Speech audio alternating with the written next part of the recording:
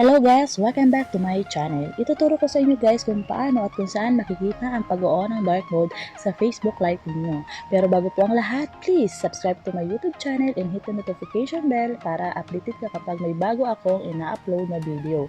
At kung gustuhan nyo ang tutorial ko, palike na lang ako at mag-comment sa baba ng aking video.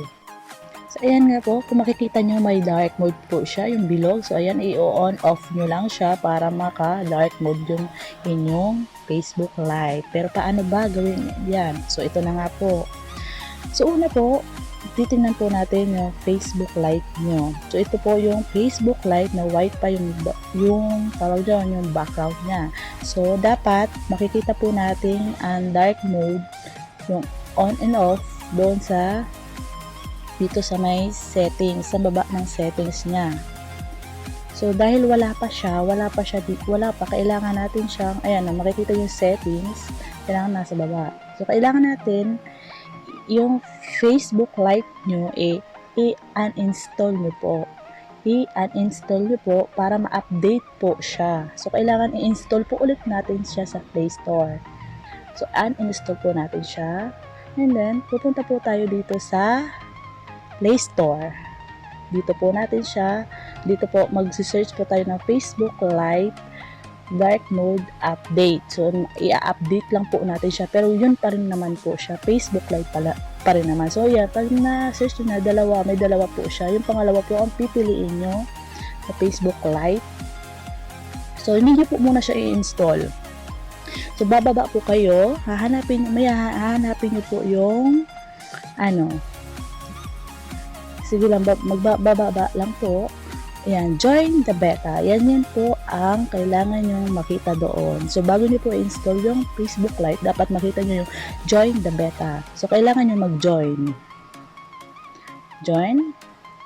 Yan, join the beta program. Para may dark mode yung Facebook Live ninyo.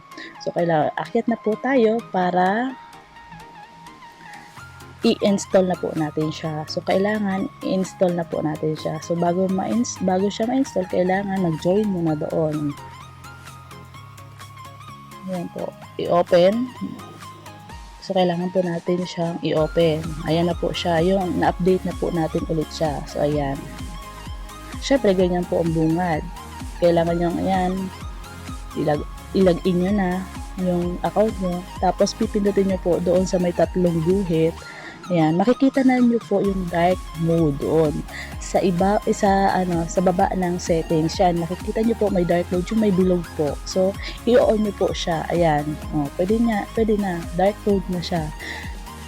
'Di ba? Maka-dark mode na siya. So, ganun lamang po kadali, mga guys.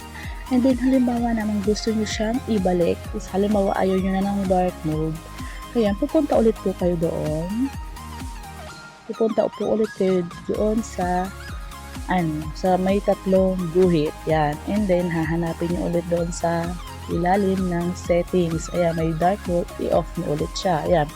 White na ulit siya. On, off. Yan. So, ayan lamang po guys. Kung nakatulong po ako sa inyo, pa-like and subscribe na lang po at